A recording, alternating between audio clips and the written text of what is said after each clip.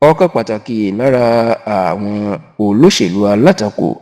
ní orílẹ̀-èdè nàìjíríà tó jẹ́ pé abẹ́lẹ̀ lòun ti ń ṣiṣẹ́ tó sì jẹ́ ògúnnágbòǹgbò nínú ẹgbẹ́ òṣèlú All Progressives Congress APC tẹ́lẹ̀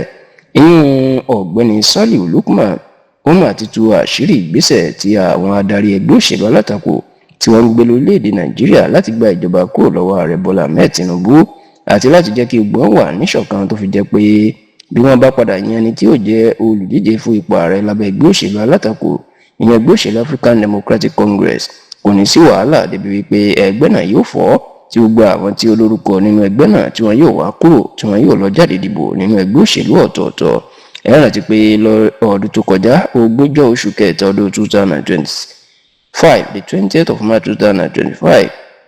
ni àwọn adarí ẹgbẹ́ òṣèlú alátakò bíi Alhaji Atiku Abubakar, Peter Obi, Malam Nasir El-Rufai, Rotimi Amechi àti bẹ́ẹ̀ bẹ́ẹ̀ lọ ni wọ́n kóra wọn jọ wípé àwọn yóò parapọ̀ sínú ẹgbẹ́ òṣèlú kan láti gba ìjọba kúrò lọ́wọ́ ààrẹ Bọ́lá Ahmed Tinubu lọ́dún tó ń bọ̀ tó sì jẹ́ pé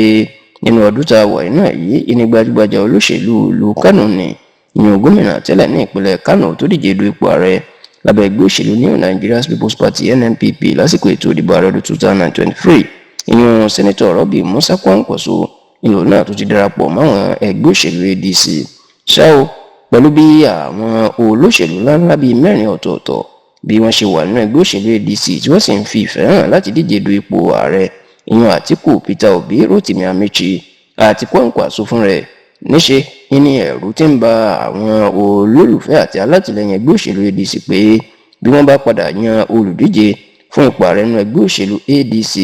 ó ṣeéṣe kí ẹgbẹ́ náà kó padà fọ́ ìyẹn pé àwọn tínú ò bá dùn sí ẹni tí wọ́n bá fún tíkẹ́ẹ̀tì ká bínú kúrò ńbẹ̀ kó sì lọ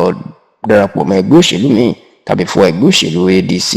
eléyìí gan ni Saliu Lukman tó jẹ́ ọ̀kan lára àwọn adarí ẹgbẹ́ òṣèlú ADC lásìkò yìí tó lè jẹ́ pé ipa takuntakun ló ń kó lábẹ́lẹ̀ ni ló máa sọ̀rọ̀ lé lórí tó sì jẹ́ kó di mọ̀ pé eléyìí ò ní ṣẹlẹ̀ o àwọn tí wọ́n gbogbo ọ̀nà tí yóò fi ní ṣẹlẹ̀ ní inú ẹgbẹ́ òṣèlú ADC nínú ọ̀rọ̀ tí Saliu Lukman tí ó jẹ́ ọmọ bíi ìpínlẹ̀ Kaduna tó sọ ló ti jẹ́ kó di mọ̀ pé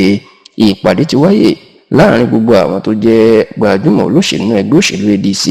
wípé báwo ni wọn yóò ṣe pín ipò àwọn tí wọn bá rí tíkẹ́ẹ̀tì gbà kí ni wọn yóò fún wọn wọn bá dé ipò ààrẹ tó sì dín gbogbo ilé làwọn ti yanjú èyí tí ò ní jẹ́ kí wàhálà ṣẹlẹ̀ lẹ́yìn tí àwọn bá yan olùdíje tán bẹ́ẹ̀ ló ní eléyìí náà kò tún ní jẹ́ kí wàhálà ṣẹlẹ̀ báwọn bá gbàjọba nítorí pé